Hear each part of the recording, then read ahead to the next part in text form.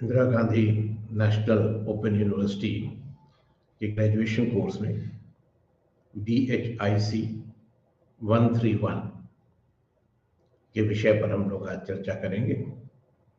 हमारा कंटेंट दो तरह का होगा। एक का ताल्लुक छठी यूनिट से है, 6th यूनिट से है, और एक का 7th यूनिट से है।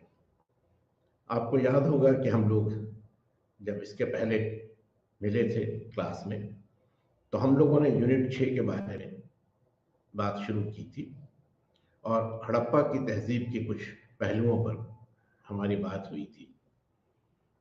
आपने देखा होगा कि आपके लेसन में भी, आपका जो स्टडी मटीरियल है उसमें भी हड़प्पा के हवाले से 2 इकाइयाँ हैं, 5 और 6।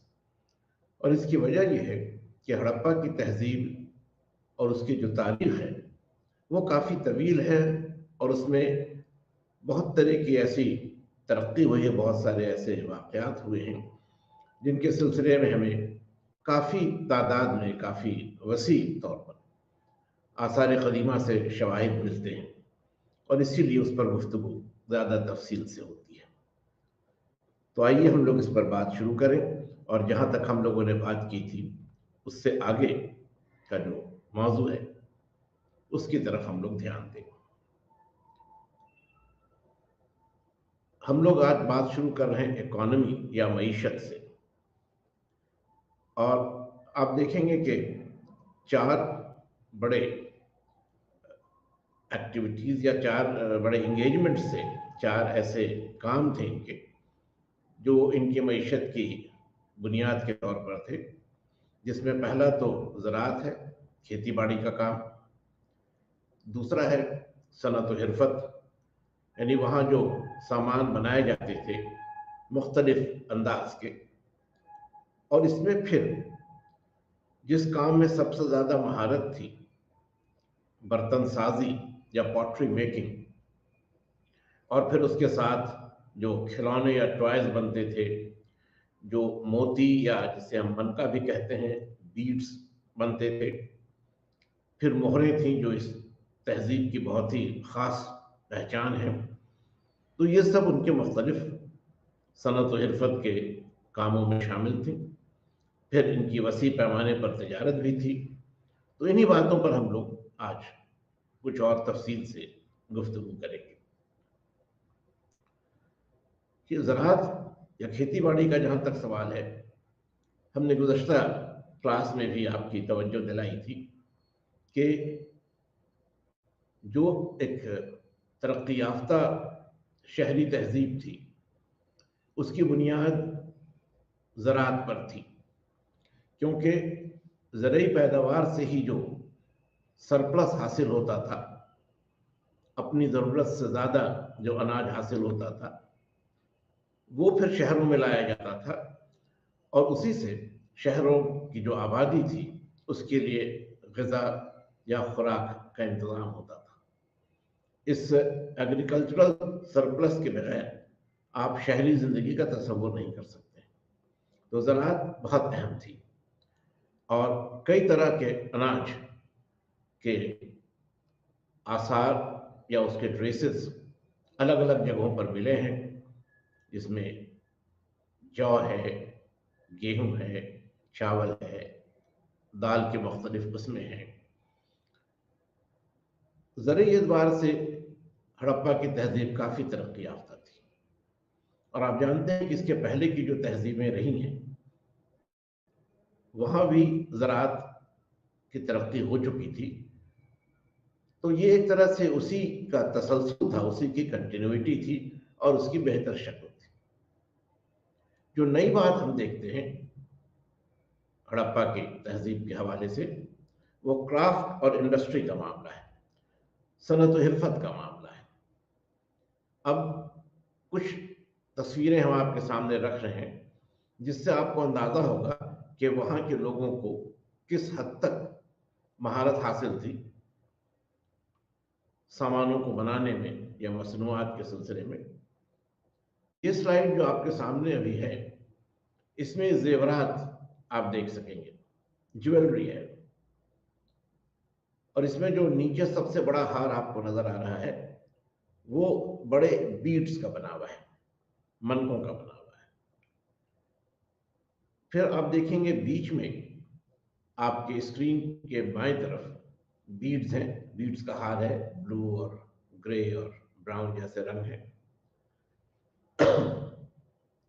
सेंटर में भी बीड्स हैं और फिर जो बैकग्राउंड है वहां पर आप देखेंगे कि चांदी के भी जेवरात हैं। तो मुख्तलिफ सामानों के, मुख्तलिफ धातों के और मुख्तलिफ सामानों के जेवरात बनाए जाते थे।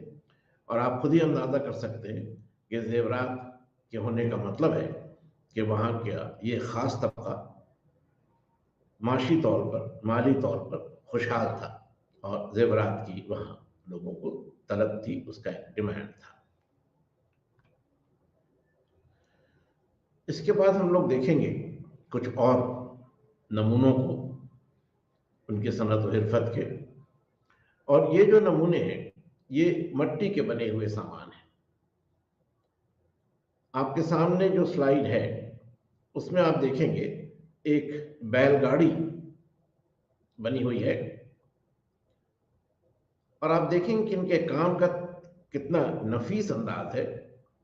आगे जो जानवर गाड़ी में जुते हुए हैं, जो बैल हैं, आप देखेंगे कि उनके चेहरे के नकूश भी बहुत वाज़ेह हैं। पीछे जो एक आदमी बैठा है, जो गाड़ीवान आप कह सकते हैं, उसको भी आप देखेंगे तो उसके बैठने का अंदाज जो है वो बड़ा कुदरती है। पीछे जो बर्तन सजाए गए हैं उनको भी आप देखिएगा तो एक तरतीब है, बड़ा बर्तन सबसे पीछे है, छोटे बर्तन उससे आगे हैं।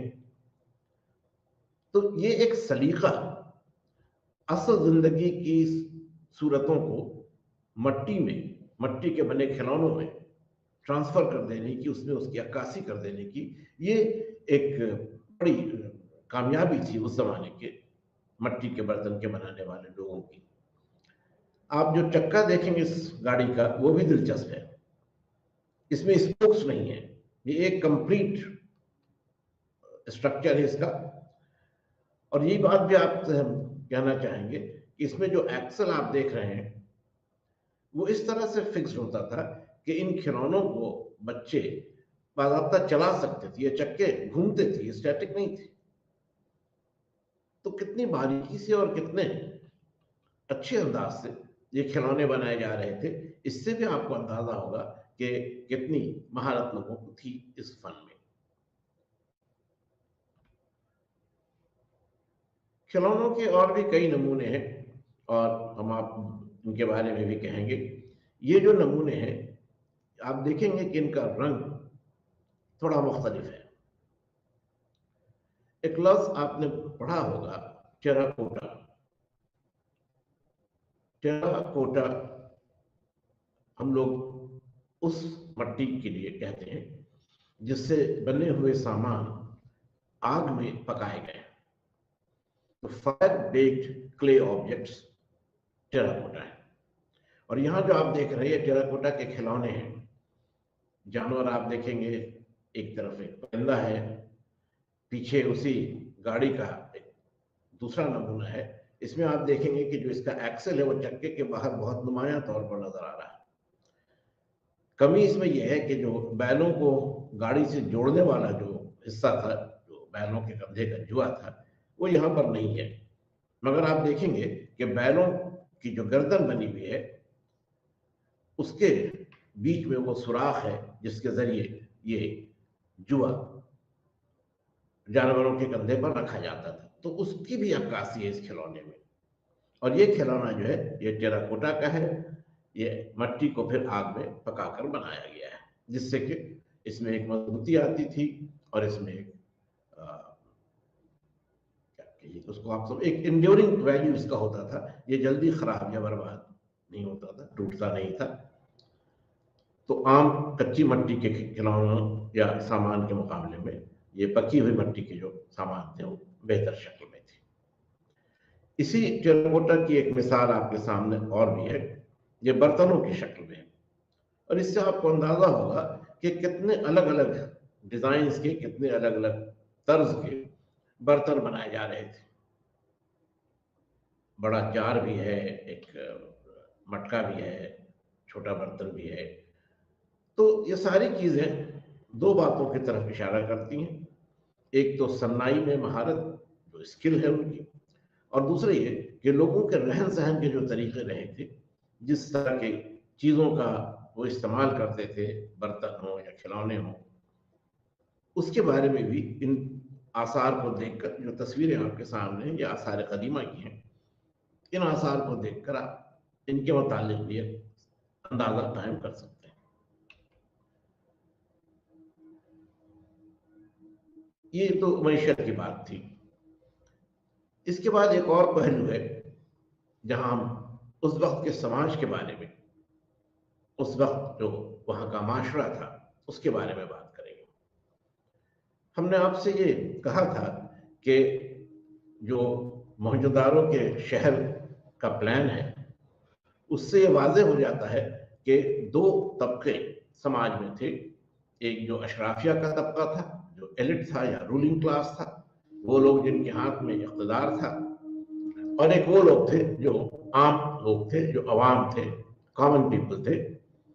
और इस तफरीक की बुनियाद आपको याद होगा, ये मानी जाती है कि शहर में दो हिस्से हैं। एक बालाई हिस्सा है, ऊपर का हिस्सा है, और वो किलाबंद भी है, और वहां कुछ पब्लिक बिल्डिंग्स भी हैं, ऐसी भी इमारतें हैं जो आम इस्तेमाल के लिए थी। तो ये इलाका जो बरसर इक़्तिदार तबका था, जो रूलिंग क्लास था, उसकी रिहाइश के लिए था। और जो नीचे का हिस्सा था, जो ज़ेनी हिस्सा था शहर का, वहाँ आम लोग रहा करते थे। और इसके अलावा यहाँ पर ऐसे छोटे छोटे मकान भी मिले हैं जिन्हें हम लोग वर्कर्स क्वार्टर या कुलीज क्वार्टर के नाम से जानते हैं। और यहाँ गालिबन उस जमाने के जो दस्तकार थे, वो दस्तकार जिनकी सनाई के नमूने आप देख रहे थे, वो यहीं बसते थे। हर माशरे में खवातीन का या विमेन का एक अहम मकाम होता है, और हड़प्पा की तहजीब में भी कुछ ऐसे आसार हमें मिले हैं जिसमें खवातीन की भी नुमाइंदगी है। अब ये तस्वीर आपके सामने जो है, ये डांसिंग गर्ल के नाम से जानी जाती है, ये रक्कासा इसे कहा जाता है। और ये मूर्ति या ये जो स्टैचू है, ये जो बुत आपके सामने है, ये ब्रॉन्ज या कांसे का बना है। अब इसमें भी आप देखिएगा कि काफी तादाद में इस रकासा के बदन पर, इसके जिस्म पर जेवरात हैं। हाथ में चूड़ियां हैं, गले में हार है, दूसरे हाथ में मोटे कड़े हैं। तो जेवरात की फरावानी थी, ये अंदाजा होता है। और औरतों में जेवरात के इस्तेमाल के लिए खास शौक था, इसका भी अंदाजा होता है। अब आप इसके चेहरे को अगर देखें तो फिर यहां भी आप देखिएगा कि एक बहुत ही एक्सप्रेशन फुल ये चेहरा है। एक ऐसा चेहरा है जिसके तासुरात बहुत वाजे, बहुत हकीकी से लगते हैं। तो सिर्फ मिट्टी के सामानों के मामले में नहीं, बल्कि कांसे के बने हुए सामानों में भी ये जो सनाई है और इसकी जो नफासत है, जो महारत है, वो भी नजर आती है। हमें खवातीन के और ऐसे स्टैचूज तो नहीं मिले हैं, लेकिन एक मोहर है जिसका जिक्र अभी हम आपसे करेंगे। उसकी बुनियाद पर कहा जाता है कि मदर गॉडेस या देवी माँ की पूजा की हड़प्पा में होती थी। और इससे भी आपको एक अंदाजा होगा कि हड़प्पा की तहजीब में खवातीन का एक खास मकाम था। इससे ज्यादा खवातीन के बारे में हमें मालूमात नहीं है, और उसकी वजह यह है कि हमारे पास कोई ऐसा अदब, कोई ऐसा लिटरेचर, कोई ऐसी तहरीर नहीं है जो माशरे के बारे में हमें तफसील से बता सके। अब ये एक दूसरा स्टैचू आपके सामने है, ये पत्थर का है, स्टेलेक्टाइट का है, और आमतौर पर इसको एक प्रीस्ट या पुजारी के तौर पर पहचाना जाता है। अब इसमें एक बड़ी दिलचस्प बात है जिसको हम आपसे शेयर करना चाहेंगे।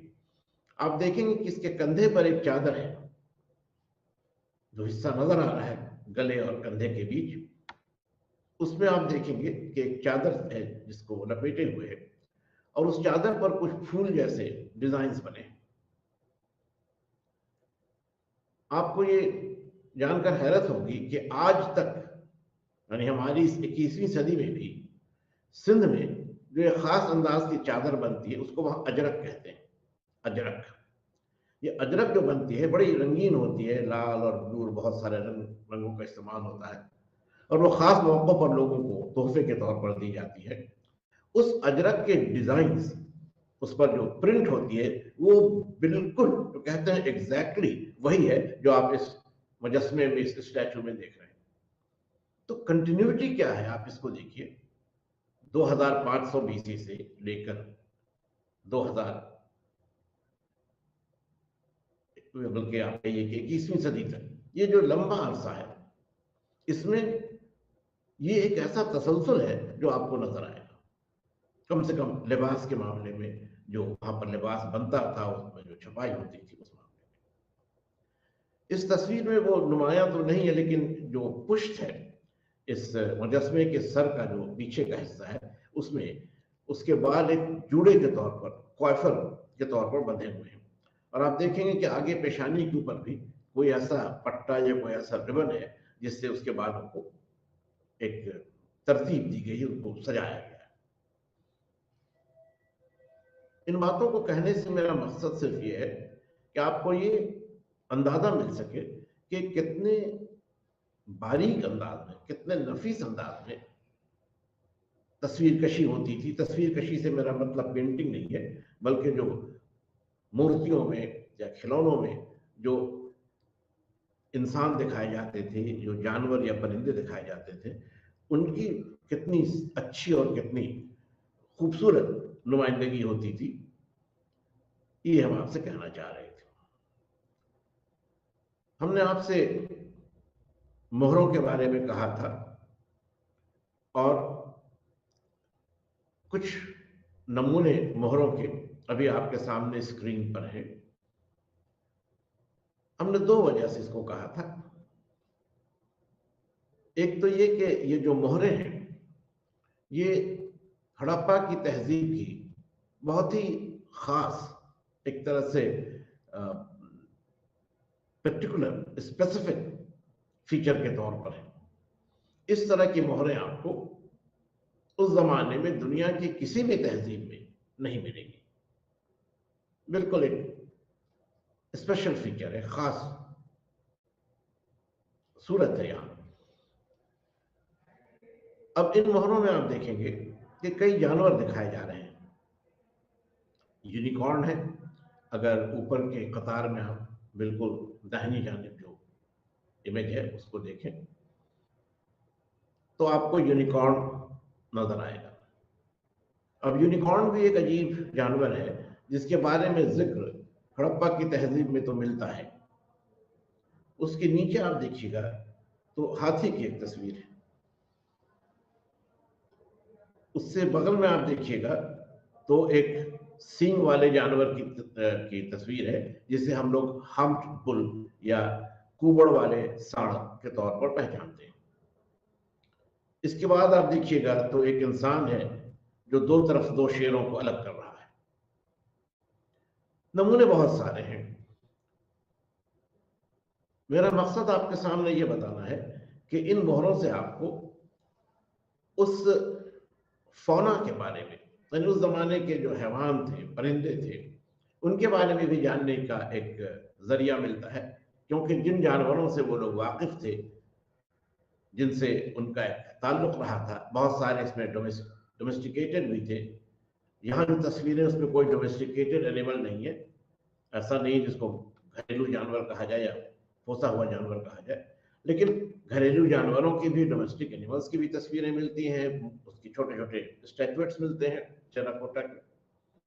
तो उस जमाने का जो एक फौना है, जो एक ऐसी जिंदगी जो उस जमाने के जो जूलॉजिकल फीचर्स हैं, उसके बारे में भी आपको अंदाज होता है इन मोहरों से। एक बात तो ये, दो बातों को हम लोगों ने देखा। एक तो ये कि इन मोहरों की अहमियत क्या है इस एतबार से कि इस तहजीब की एक बड़ी मुनफरिद खसूसियत है। दूसरी बात ये कि इनसे हमें उस जमाने के फौना के बारे में, उस जमाने के हैवानात थे उनके बारे में मालूमात हासिल होती हैं। अब तीसरी बात ये कि इन मोहरों की जो सन्नाई है, इनकी जो मेकिंग है, वो भी फिर बहुत आला दर्जे की है। आप जानवरों को देखें, उनके जिस्म के जो मुख्तलिफ हिस्से हैं वो बड़े वाज़ेह अंदाज में इन मोहरों पर उभारे गए। चौथी बात जो इन मोहरों के सिलसिले में है वो ये कि वादी सिंध की जो तहजीब थी उसका रस्मुल खत या उसका जो स्क्रिप्ट है, उसके कुछ नमूने आपको इन मोहरों पर नजर आएंगे।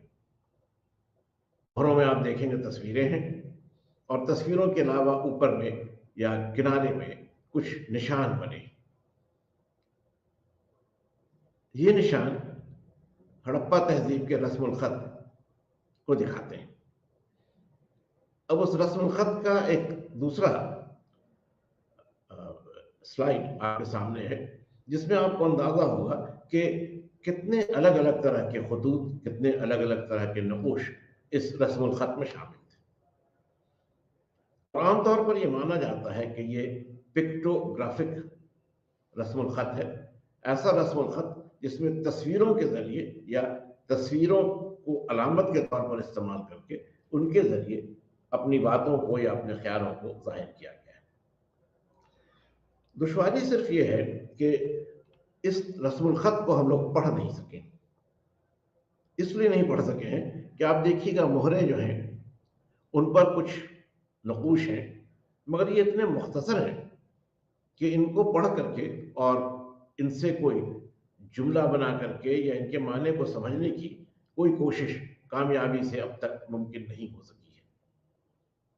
तो ये एक मुअम्मा है, रस्मुल खत एक मुअम्मा है, और इसी वजह से हमें बहुत सारी तफसीलात जो मिल सकती थी इस तहजीब के सिलसिले में, अगर इसके लिए तहरीर होती तो वो तफसीलात हमें नहीं मिल पाती। अब आप देखेंगे कि इसी ज़माने में मेसोपोटामिया में, इसके कुछ बाद मिस्र में जो तहजीबें उरूज पर आईं, उनके रस्मुल खत को पढ़ा गया। यूनिफॉर्म स्क्रिप्ट मेसोपोटामिया में है, कीलनुमा हरूफ है। मिस्र में हायरोग्लिफिक है, तस्वीरों पर मबनी रस्मुल खत है। इन्हें पढ़ा जा चुका है और इसीलिए उन तहजीबों के बारे में हम ज़्यादा तफसील से जानते हैं।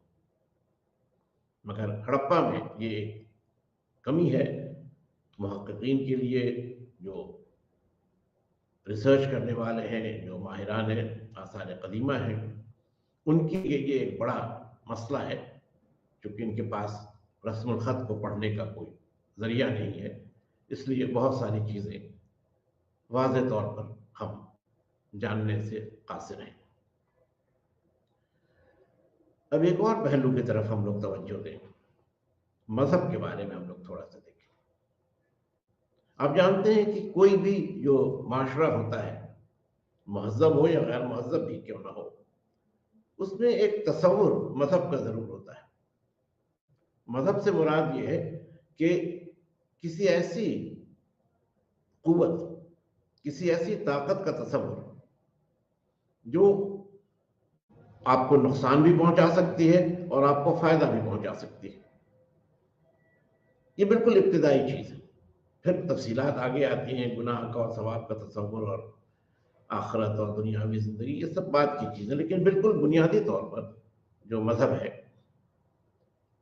कदीम अहद का, उसमें दो बातें अहम हैं। एक तो ये कि एक ऐसी कुव्वत का तसव्वुर जो इंसान से बढ़कर है, हर एतबार से बढ़कर है, और जिसपे दोनों खूबियां हैं, फायदा पहुंचाने की भी और नुकसान पहुंचाने की भी। चुनांचे ऐसी किसी हस्ती को मानते हुए उसकी इबादत की जाती थी। इबादत की बहुत सारी शक्ति थी। इबादत इसलिए की जाती थी कि उससे फैज़ हासिल हो, फायदा हासिल हो। वो जो भी देवता है या देवी है, जो भी एक बड़ी ताकत है, वो खुश रहे।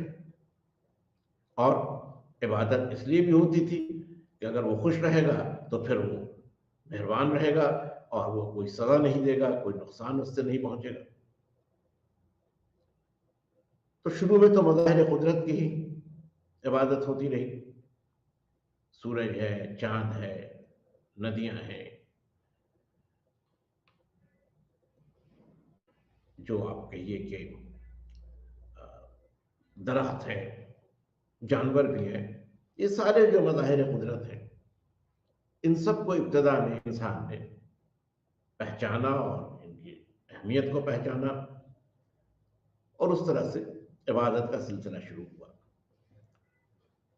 लेकिन जैसे जैसे इंसान की फिक्र कुछ और बेहतर हुई, तो उसने इस गैबी हस्ती को, इस इनविजिबल बीइंग को एक शक्ल दी और उससे देवताओं के बारे में, देवियों के बारे में एक तस्वुर बना। हड़प्पा की तहजीब का दौर आते आते इस हस्ती को या इस कुव्वत को इंसानी शक्ल में देखने का तस्वुर आ चुका था और इसके दो अहम शवाहिद हमें मिलते हैं। एक तो पशुपति, पशुपति की जो मूर्ति है उसमें एक शख्स को दिखाया गया है जो एक योगी के अंदाज में बैठा है और उसके बैठने की जगह के पास चारों तरफ कुछ जानवर हैं। पशुपति इसीलिए कहा गया। एक दूसरी जो मिसाल है वो एक मोहर की है, जहां एक औरत को दिखाया गया है और उस औरत के बदन से एक दरख्त निकल रहा है। ये फर्टिलिटी का सिंबल है और चूंकि इंसान के लिए ये जरूरी था कि उसके पास वसायल हों और ये वसायल उसको कुदरती ज़राए से मिलते थे, खेती से मिलते थे, इसलिए इस गैबी कुव्वत को, जो कि ज़मीन को ज़रख़ेज़ बनाती थी, जिससे रिज़्क़ हासिल होता था, जिससे तरक्की के रास्ते खुलते थे, उसको भी पूजा गया। और ये बड़ी दिलचस्प बात है कि उसको, उस ताकत को माँ के तौर पर आइडेंटिफाई किया गया। मदर गॉडेस की बात हम लोग करते हैं। क्यों? इसलिए कि माँ ही वो शख्सियत है या माँ ही वो है, हस्ती है जो किसी बच्चे की तरबियत और उसकी पालने पोसने के काम में सबसे अहम हिस्सा अदा करती है। तो ये जो बेनेवोलेंस है, उसी बेनेवोलेंस को, वो अच्छा करने की जो कुव्वत है, भलाई की जो कुव्वत है, बेहतरी की जो कुव्वत है, उसी को मदर गॉडेस की शक्ल में पूजा जाने लगा। तो ये दो ऐसे डीटीज हैं, दो ऐसे देवी या देवता हैं जिनके बारे में हम लोग यकीन से कह सकते हैं कि हड़प्पा की जो आबादी थी, हड़प्पा के जो लोग थे और भी जो मराकज़ हैं, मोहनजोदारो वगैरह, सब जगह इनकी पूजा होती थी। एक और तफसील आप देखेंगे, जो सेक्स सिंबल्स हैं, लिंग है और योनि है, यानी जो अज़्व तनासुल है, मर्द का भी औरत का भी, उसकी भी पूजा की जाती थी। क्योंकि फिर जो इंसानी नस्ल है उसकी अफजाइश के लिए ये जो सेक्सुअल एक्टिविटी थी ये लाजमी थी। इसके बगैर आबादी नहीं बढ़ सकती थी, इसके बगैर जो नस्ल थी इंसानों की वो आगे नहीं बढ़ सकती थी। तो ये भी एक बेनेवलेंट एस्पेक्ट था, लिहाजा इसकी भी पूजा होती थी। मज़ाहिर कुदरत की बात हमने आपसे कहा, सांप की पूजा है, दरख्तों की पूजा है, नदी की पूजा है, इसके शवाहिद मिलते हैं। तो उस जमाने का जो मजहब है वो मजहब की एक तरक्की याफ्ता शक्ल है, जिसमें देवी या देवताओं को आइडेंटिफाई किया गया है, मज़ाहिर कुदरत की इबादत हो रही है। वो चीज़ें जो इंसान को उसके मादी, उसके जो मटीरियलिस्टिक पहलू है ज़िंदगी का, उसमें मदद पहुंचाती है, जो उसकी नस्ल को कायम रखने में मदद पहुंचाती है, इन तमाम चीज़ों का एक तस्वुर बन चुका है और चूंकि इनसे फ़ायदा हासिल हो रहा है तो इनकी इबादत भी हो रही है। मज़हब में एक बात और भी होती है और वो है फ्यूनरल राइट्स, यानी इंसान की जब मौत हो जाती है, जब दुनियावी ज़िंदगी ख़त्म हो जाती है, तो जो इंसान का शरीर है या जो ना उसकी जो लाश रह जाती है, उसका क्या किया जाए? इब्तदाई दौर से ही इस लाश को सही तरीके से या तो जमीन में दफन करने की या फिर आग में जला देने की सूरत थी, या तो बेरियल था या क्रिमेशन था। और आप देखेंगे कि मोहनजोदारो में भी, हड़प्पा में भी ऐसे साइट्स हैं जो सिमेट्री या कब्रिस्तान के तौर पर पहचाने गए, और इससे यह अंदाजा होता है कि लाश को या मुर्दे को दफन करने की रस्म थी। लेकिन कहीं कहीं पर राख भी मिली है, जिससे ये कहा जा सकता है कि लाश को जलाने की भी रस्म थी। तो ये दोनों ही तरह की रस्में थी, लेकिन वाज़ेह तौर पर जो शवाहिद हैं वो कब्रिस्तान की शक्ल में ज़्यादा है। हड़प्पा में भी, बल्कि हड़प्पा में ज़्यादा नुमाया तौर पर 2 सिमेट्रीज हैं।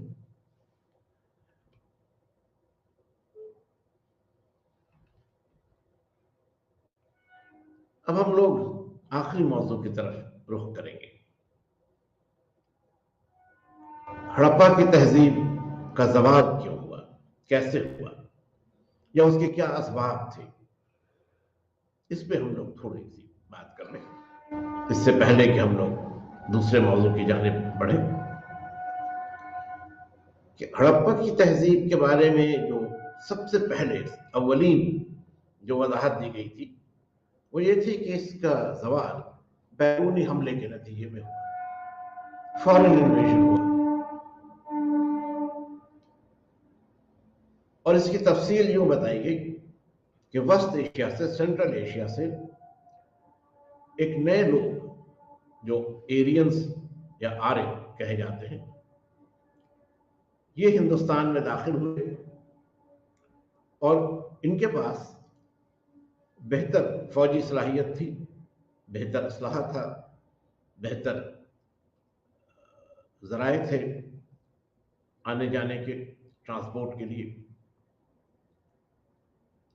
तो ये जंग के मामले में हड़प्पा के लोगों से ज़्यादा बेहतर हालत में थे, ज़्यादा तरक्की याफ्ता हालत में थे। वैसे भी आपको याद होगा और अभी आपने देखा भी कि हड़प्पा में ऐसी चीज़ें कम मिली या बिल्कुल नहीं मिली हैं जिन्हें हम हथियार या असलहे के तौर पर देख सकें। तो ये माना जाता है कि ये लोग अमन पसंद लोग थे, और दूसरे मुल्कों से या दूसरे इलाकों से जो इनका ताल्लुक था, और ख़ास तौर पर सुमेर से जो इनका ताल्लुक था, वो तिजारत के ज़रिए था, पुराने तरीके से था। आज जो सऊदी अरब का इलाका है और मेसोपोटामिया या इराक का इलाका है, दोनों जगह से इनकी ट्रेड के रिलेशंस थे, तिजारत इनकी होती थी। उसके नमूने या उसके आसार, उसके शवाहिद भी मिले हैं। हड़प्पा की कुछ मोहरें सुमेर में मिली हैं, मेसोपोटामिया के बने हुए कुछ सामान मोहनजोदारो और हड़प्पा में मिले हैं। तो दूसरे मुल्क के जो लोग थे, जो फॉरेनर्स थे, उनसे इनका ताल्लुक पुरअमन ज़राए से था। लेकिन अब यहाँ एक नए फॉरेनर्स आ गए, एक नए लोग पास के इलाके से आ गए जो हमलावर थे, और इनके हमले के नतीजे में ये तहजीब तबाह हो गई। इब्तदाई दौर में यही बात कही गई, लेकिन बाद में इसमें कई तरह के सवाल उठाए गए। इसलिए सवाल उठाए गए कि हड़प्पा की तहजीब का खात्मा अचानक या एकबैग नहीं हुआ। हम लोग जब बात कर रहे थे उसके फीचर्स के बारे में, खसूसियात के बारे में, तो हम लोगों ने इस बात को भी देखा था कि मोहनजोदारो और हड़प्पा के ज़वाल के बाद भी दूसरे इलाकों में इस तहजीब का तसलसल बना रहा। नए साइट्स, नए मकामात खुदाई के नतीजे में मिले हैं, और वहाँ से ये पता चलता है कि इस तहजीब का अचानक ज़वाल नहीं हुआ था। तो हमले की बात और हमलावरों के अचानक आने और तहजीब को तबाह कर देने की बात बहुत माने अब नहीं रखती है। तो एरियन इन्वेजन थ्योरी जिसे हम कहते हैं, अब उसे नहीं माना जाता है। उसकी बहुत सारी और भी वजूहात हैं, हम उस पर अभी नहीं जाएंगे। लेकिन इतना ज़रूर है कि जो बस्तियां मिली हैं, जो सेटलमेंट्स मिले हैं, उससे यह साफ जाहिर है कि हड़प्पा की तहजीब अचानक या किसी बैरूनी हमले के नतीजे में नहीं हुई थी। दूसरी जो बात है वो कुदरती हालात से ताल्लुक रखती है। यानी उस वक्त के जो कुदरती हालात थे वो बदले, और उनके बदलने की वजह से ये तहजीब रफ्ता रफ्ता कमज़ोर हो गई और फिर इसके निशान, इसके आसार मिट गए। इसमें एक बात कही जाती है कि डिजर्टिफिकेशन, यानी जो सहराई इलाका था, जो रेगिस्तान था, उसमें और तोसी हुई। रेगिस्तान का इलाका और बढ़ गया, उसमें इजाफा हो गया। और जाहिर है कि जब डिजर्टिफिकेशन की बात आई, जब बसे हुए जगहों में रेगिस्तान बन गए, आसपास रेगिस्तान बन गए, तो न ज़राअत मुमकिन हो सकी और न ज़राअत की मदद से शहरी ज़िंदगी पनप सकी, और न शहरी ज़िंदगी से जुड़ी हुई जो माशी एक्टिविटीज़ थी, जो कार्रवाइयाँ थी, वो आगे बढ़ सकी। तो इसलिए इस बदलते हुए जगराफियाई हालत की वजह से या इन हालात की वजह से रफ्ता रफ्ता बहुत सारे मकामात ऐसे हो गए जो रहने के काबिल नहीं रहे, और लोगों को वहाँ से दूसरी जगह जाना पड़ा, हिजरत करनी पड़ी।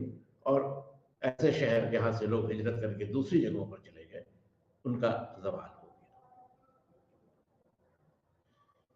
इसी तरह से कुदरती आफात के मामले में एक और बात यह भी कही जाती है कि सिंध नदी में, जिसके किनारे मोहनजोदारो बसा हुआ था,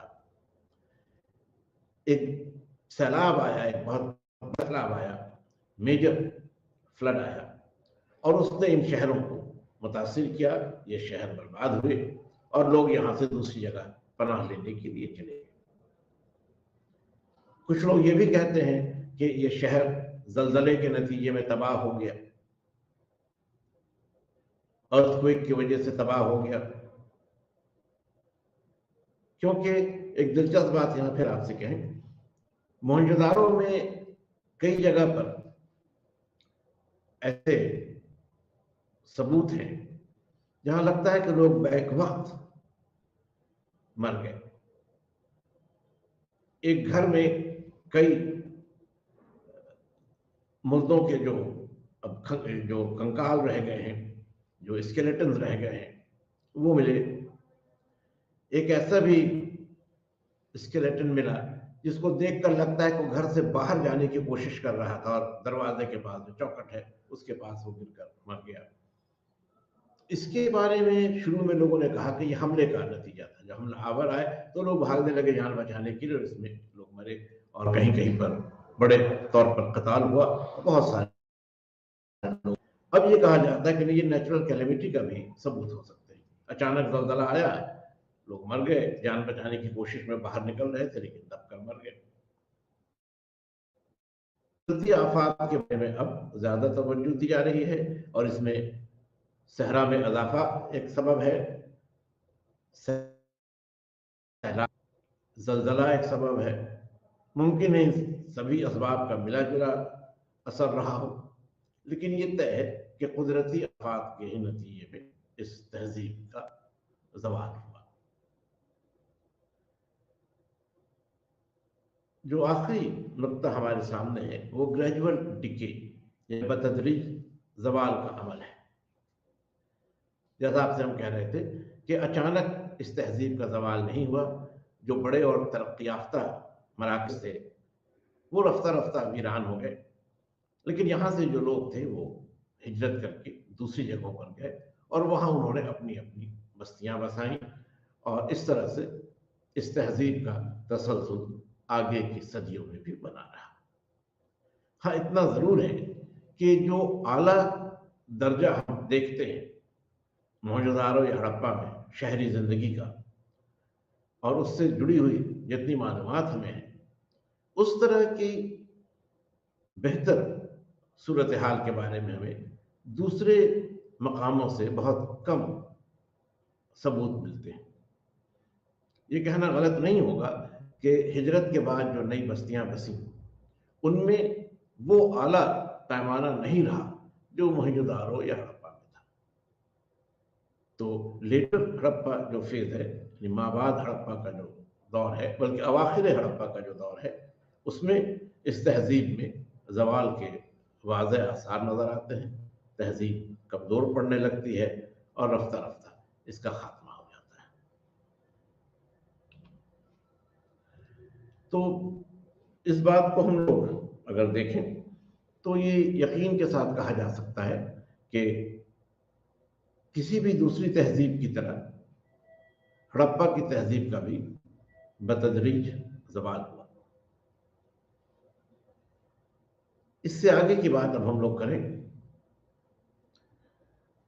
आपके कोर्स में ये 7वीं इकाई है, 7th यूनिट है। हमने पहले ही आपसे कहा था कि हम लोग 2 यूनिट्स को साथ लेकर चलेंगे, पहले 6, इसके बाद 7th। तो 6 के बारे में जो बातें आपसे कहनी थी वो हमने मुकम्मल कर ली। 7th यूनिट के बारे में हम लोग अब बात करते हैं। चैल्कोलिथिक एज या हजरी कांसाई अहद, इसका जिक्र मोहनजोदारो के सिलसिले में भी, हड़प्पा के सिलसिले में भी हो चुका है। यानी वो दौर जब इंसान पत्थरों का इस्तेमाल करने के साथ साथ कांसे का भी इस्तेमाल कर रहा था। ये दौर 2500 BCE, यानी आज से तकरीबन 2500 साल पहले माना जाता है। और इसके फिर और अलग अलग अदवार हैं। और इस जमाने में चूंकि शहरी बस्तियां बहुत तरक्की याफ्ता नहीं रही हैं, तो उनके आसार भी बहुत कम हैं। ज़्यादातर लोगों की ज़िंदगी फिर से जो देही ज़िंदगी थी, जो रूरल लाइफ थी, विलेज का जो पैटर्न था, वो फिर से बहाल हो गया। या कहीं कहीं पर अगर शहर है तो छोटे से कस्बे के तौर पर है। वो जो वसी शहर से और जो एक पूरी शहरी तहजीब थी हड़प्पा की, मोहनजोदारो की, वो अब खत्म हो जाती है। और इस चैल्कोलिथिक दौर में आपको फिर एक बार हम याद दिला दें कि हम लोग हड़प्पा की तहजीब को भी 2500 BC से 1500 BCE तक मानते हैं। तो ये ओवरलैप आपको नजर आएगा। हम लोग चैल्कोलिथिक एज की भी बात कर रहे हैं 2500 से BCE से, और हम लोग हड़प्पा और हड़प्पा के बाद की तहजीबों की भी बात कर रहे हैं 2500 BCE से। तो ऐसा क्यों है? ऐसा क्या है कि इसी एक जमाने में हम चैल्कोलिथिक एज के भी शवाहिद देखते हैं, हड़प्पा और मोहनजोदारो की तरक्की याफ्ता तहजीब भी देखते हैं, और दूसरे इलाकों में शहरी जिंदगी के बजाय फिर हम देही जिंदगी के आसार भी देखते हैं। इसकी सबसे बड़ी वजह यह है कि इंसानी जिंदगी का जो आगाज हुआ एक मनज़्ज़म जिंदगी का, तो वो ज़राअत पर मबनी थी। और इसलिए जो गांव थे या जो देहात थे, जो विलेजेस थे, वही इंसान की पहली आमाजगाह थे, पहले सेटलमेंट्स वही थे। लेकिन हिंदुस्तान जैसे वसी मुल्क में, जो एक बर्रे सगीर है, एक सब कॉन्टिनेंट है, वहां ये तो मुमकिन नहीं था कि इंसानी जिंदगी के मुख्तलिफ अदवार अलग अलग और एक दूसरे के हमअसर तरक्की कर सके। हम अपनी बात को फिर से दोहरा दें और वाजे कर दें, यानी क्लियरली डिफाइंड पीरियड्स या फेजेस आपको नहीं मिलेंगे। क्या भाई ये जो है अहद, ये इस साल से इस साल तक या इस सदी से इस सदी तक खत्म हो जाता है। इसलिए नहीं खत्म होता है कि जिस तहजीब की हम बात कर रहे हैं वो अचानक नमदार नहीं होती है। उसका एक पस मंजर होता है, उसका एक बैकग्राउंड होता है, और वो तरक्की करके एक उरूज को हासिल करता है। अब ये उरूज के पहले का जो दौर है, जो उसका एक पस मंजर आप कह सकते हैं, वो फिर देही जिंदगी का है, रूरल सेटलमेंट्स का है। तो एक ही वक्त में रूरल सेटलमेंट भी हो सकता है बाद इलाकों में, और बाद इलाकों में उससे तरक्की करके आप शहरी तहजीब में भी आ जाते हैं। तो वक्त वही है, तहजीब के दोनों अदवार। चैल्कोलिथिक एज में आपको अर्बन सिविलाइजेशन भी है और विलेज सेटलमेंट्स भी, दोनों साथ साथ। एक बात तो ये है। दूसरी बात ये कि ऐसा नहीं मुमकिन है कि एक जमाने में हिंदुस्तान जैसे वसी मुल्क में हर जगह जिंदगी एक ही तरह की रही हो। यानी कहीं अगर शहरी आबादियां हैं तो बहुत सारे इलाकों में शहरी आबादियां नहीं भी। कहीं बहुत तरक्की याफ्ता शक्ल है शहरी जिंदगी की, तो कहीं इतनी तरक्की याफ्ता नहीं है। तो ये एक बड़ा तारीखी अमल है जिसमें यकसानियत नहीं है और ना ही एक ही वक्त में ऐसी बातें हुई हैं। अब इस तहजीब के अलग अलग मराकज रहे हैं, सेंटर्स रहे हैं। चालकोलिथिक एज में मेसोपोटामिया और हड़प्पा की बात हम लोग कर रहे हैं, कि हड़प्पा के खास तौर पर चालकोलिथिक एज में शहरी आबादी के बाद उसी के साथ साथ सिंध और पंजाब की नदी की घाटियों से अलग अगर हम आगे बढ़ते हैं तो कुछ ऐसे तहजीबों के आसार हमें मिलते हैं जो देही तहजीबें कही जाएंगी, जहां जो सेटलमेंट्स हैं वो विलेजेस की शक्ल में, और चूंकि विलेजेस की शक्ल में है तो हमारे पास बहुत अच्छे, बहुत वाज़े उसके आसार या शवाहिद भी नहीं है। चुनांचे यहाँ जो माहिरीन हैं आसार कदीमा के, वो जो मुताला करते हैं इंसानी तहजीब के रफ्ता रफ्ता उरूज का, जो उसका ग्रेजुअल राइज है, उसका जो मुताला किया जाता है, तो उसके लिए बुनियाद बर्तन, मट्टी के बर्तन या उन बर्तनों के टुकड़े, पॉट्स, पॉटरी या पॉटशर्ट्स, दोनों को एक रेफरेंस पॉइंट के तौर पर देखा जाता है। क्योंकि अलग अलग तरह के बर्तन, अभी हम आपसे उसका जिक्र भी करेंगे और उसकी तस्वीरें भी दिखाएंगे, तो आपको उससे ये अंदाजा होगा कि अलग अलग वक्तों में और अलग अलग जगहों में जो बर्तन बनाए जा रहे थे वो अलग खसूसियतें रखते थे। तो इस सिलसिले में अगर आप देखिए तो दो नाम आपके सामने पहले आए थे, एक तो बनास की तहजीब और एक मालवा की तहजीब। बनास कल्चर और मालवा कल्चर, ये दोनों ही तहजीबें अभी आप अपने स्क्रीन पर देख सकते हैं दोनों के नाम। ये दोनों ही तहजीबें चैलकोलिथिक एज की हैं, लेकिन इनके बारे में ज्यादा तफसीली मालूमात हमें नहीं मिलती।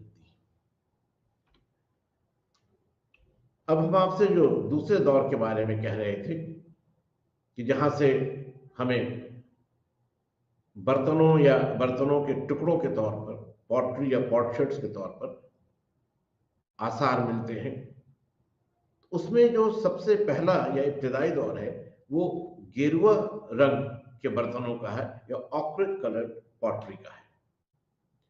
यानी ये बर्तन जो मट्टी के बने होते थे और मट्टी के बाद इनको आग में पकाया जाता था, अब इनके ऊपर रंग भी लगाया जाने लगा, इन्हें कलर करने की, रंगने की भी कोशिश की गई। और ये स्लाइड जो आपके सामने है इसमें आप देखेंगे कुछ बर्तन भी हैं, कुछ बर्तनों के टुकड़े भी हैं, और जो बर्तन मुकम्मल शक्ल में है उन पर आप गौर कीजिएगा तो आपको एक गेरुआ रंग नजर आएगा। अगर आप मोहनजोदारो की कुछ तस्वीरों को भी भूले नहीं हैं तो आप वहां जो टेराकोटा के सामान हैं उनसे और इनसे अगर मुकाबला कीजिए तो आपको रंग का फर्क समझ में आ जाएगा। तो ये सबसे इब्तदाई सूरत थी जब इंसान ने मट्टी से बने हुए बर्तनों को रंगने का भी काम किया, और जो इब्तदाई रंग था वो गेरुआ रंग था, ऑक्रे कलर था। इस ऑक्रे कलर कल्चर या ochre colour pottery culture, OCP culture के बहुत जगहों पर आसार मिले हैं, लेकिन सबसे अहम, इस माने का अहम कि इसमें फिर आगे तक का एक तसलसल है, ये अतरंगी खेड़ा का मकाम है उत्तर प्रदेश में। यहां चूंकि हमने आपसे कहा कि तसलसल है, तो आगे चलकर बस्तियां भी हैं, और ये बस्तियां मामूली किस्म के मकानों को के आसार को दिखाती हैं, मकान तो नहीं है, आसार है। और वहाँ ज़राअत की तरफ फिर से लोगों का रुझान आप पाएंगे। अनाज की खेती मुख्तलिफ फसलों की हो रही है, लेकिन सनअत व हिरफत के मामले में ज़्यादा हमें पता नहीं है, सिवाय इसके इस ज़माने में बर्तन बनाने का काम रफ्ता रफ्ता बेहतर होता जा रहा था। और ऑक्रे कलर्ड पॉटरी के बाद जो दूसरा दौर हमारे सामने आता है, उसे रेड एंड ब्लैक वेयर, सुर्ख और स्याह बर्तन का दौर कहा जाता है। RBW कल्चर का ज़माना कहा जाता है। इसमें आप देखेंगे कि जो बर्तन है वो अभी जो बर्तन आप देख रहे थे उनसे कुछ मुख्तलिफ है, और इनमें जिन रंगों का इस्तेमाल हुआ है उससे आपको खुद अंदाजा हो जाएगा कि इसके लिए रेड एंड ब्लैक वेयर का इस्तेमाल, इस लफ्ज का इस्तेमाल क्यों हुआ है। अब आपके स्क्रीन पर तस्वीर है कुछ बर्तनों की। एक बर्तन में जो बिल्कुल बाएं जानिब है, आप देखेंगे कि कुछ हिस्सा स्याह है और कुछ उसके नीचे सुर्ख है। दूसरा जो बर्तन है बिल्कुल दाहिने जानिब, उसमें आप देखेंगे कि बर्तन का जो अंदरूनी हिस्सा है वो स्याह है और बाहर का जो हिस्सा है वो सुर्ख है। तो गेरुआ रंग से आगे बढ़कर स्याह और सुर्ख रंगों का, दोनों का इस्तेमाल बर्तनों को रंगने के लिए किया जा रहा था, और रंगों का तनासुब एक मुनासिब तौर पर था, सही तौर पर था, और ये रंग एक दूसरे पर ओवरलैप नहीं करते थे, एक रंग दूसरे रंग पर नहीं मिल जाता था, दोनों के बीच का फर्क वाज़ेह था। तो इससे ये अंदाजा होता है कि अब जो पॉटरी है, जो बर्तन है, वो ज़्यादा नफीस है, ये इट्स अ फाइन पॉटरी। मट्टी जो इस्तेमाल हो रही है उसकी भी क्वालिटी बेहतर है पहले से, और इसके साथ साथ जो इस पर रंगों का काम हुआ है उस रंग के काम में भी ज़्यादा नफासत है, ज़्यादा बारीकी है। तो ये दूसरा दौर है। ऑक्रे कलर्ड पॉटरी के बाद रेड एंड ब्लैक पॉटरी का दौर आता है। फिर जो तीसरा दौर है वो पेंटेड ग्रे वेयर या मुनक्कश सुरमई बर्तन का दौर है। इसमें आप देखेंगे कि जो बर्तन है उन पर कुछ नकूश बने हुए हैं, कुछ डिजाइन्स बने हुए हैं, और वो जो डिजाइन है आप अगर गौर करेंगे तो सादा रंगों के नहीं है, बल्कि इनमें एक कॉन्ट्रास्ट है। जो बर्तन है, तस्वीर आपके सामने है, आप गौर कर सकते हैं। जो बर्तन है वो ग्रे रंग का है, सुरमई रंग है, और उसके ऊपर जो नक्श बने हुए हैं, जो डिजाइन बने हुए हैं, वो स्याह रंग के। उस बर्तन का जो ऊपर का हिस्सा है, जो आप कह सकते हैं जो नेक है, उस पर भी देखिएगा कि ब्लैक रंग का इस्तेमाल हुआ है। तो ब्लैक पॉटरी के दौर से ही ब्लैक रंग का इस्तेमाल तो होने लगा था, लेकिन यहां आप देखते हैं कि अब एक दूसरे में रंग मिल जाते हैं। मिलने का मतलब ये नहीं कि उनकी अलग पहचान खत्म हो जाती है, वो मिंगल नहीं करते, लेकिन साइमल्टेनियसली एक ही सरफेस पर, एक ही सतह पर दो रंगों का इस्तेमाल हो रहा है। रेड एंड ब्लैक में रेड हिस्सा अलग था, ब्लैक हिस्सा अलग था। अब यहां सुरमई हिस्सा है और उस हिस्से के ऊपर ही उसी सतह पर स्याह रंग के नकोश बनाए जा रहे हैं। तो इंसान किस तरह से रफ्ता रफ्ता और बेहतरी की तरफ जा रहा है, उसका अंदाजा हमें इस दौर से मिलता है। और इस जमाने में ये भी एक अहम बात है कि जो ये कल्चर है पेंटेड ग्रे वेयर का, इसके आसार तकरीबन पूरे हिंदुस्तान के विड्थ में जो इलाका है उसमें मिलते हैं। और ऐसे आसार जो मिले हैं वो एक तरफ टैक्सिला से मिले हैं, जो नॉर्थ वेस्ट में है, शुमाल मगरब में, अब पाकिस्तान का हिस्सा है। वहां से लेकर मशरक तक, तामलुक जो बंगाल में है, वहां तक इसके आसार मिले हैं। और जुनूब की तरफ अगर हम लोग जाएं तो अमरावती, जो आज दक्कन का हिस्सा है, वहां तक इस तहजीब के आसार हमें मिलते हैं। तो ये अंदाजा हो जाता है कि इंसानी तहजीब अब एक बड़े इलाके में फैल रही थी। हम लोगों ने पहले देखा कि सिंध का इलाका था, पंजाब का इलाका था, फिर गुजरात और राजस्थान का इलाका आया। इसके बाद हम देखते हैं कि रंजी खेड़ा है उत्तर प्रदेश में, और इसके बाद हम देखते हैं कि टैक्सिला से लेकर बंगाल तक और बंगाल से लेकर दक्कन तक, ये पूरा इलाका, यहाँ इंसानी जिंदगी की तरक्की याफ्ता अहद के आसार हमें मिलने लगते हैं, और जो आसार हैं वो हमें मिलते हैं बर्तनों की शक्ल में। अब इसके बाद जो चौथा दौर है, जिसका अरसा बहुत तवील है और फिर जो मुख्तलिफ जगहों पर मुख्तलिफ ज़मानों में नजर आता है, वो है नॉर्दर्न ब्लैक पॉलिश्ड वेयर या NBP वेयर। इन्हें हम शुमाली हिंद के स्याह बर्तन का नाम दे सकते हैं। ये स्याह बर्तन तो हैं मगर ये चमकीले भी हैं। नॉर्दर्न यानी शुमाली, ज़ाहिर हिंदुस्तान की बात कर रहे हैं तो हिंद, ब्लैक स्याह रंग के, पॉलिश चमकीले बर्तन, नॉर्दर्न ब्लैक पॉलिश्ड वेयर। अब इस जमाने में आप देखेंगे कि बड़ी बस्तियां बनने लगती हैं।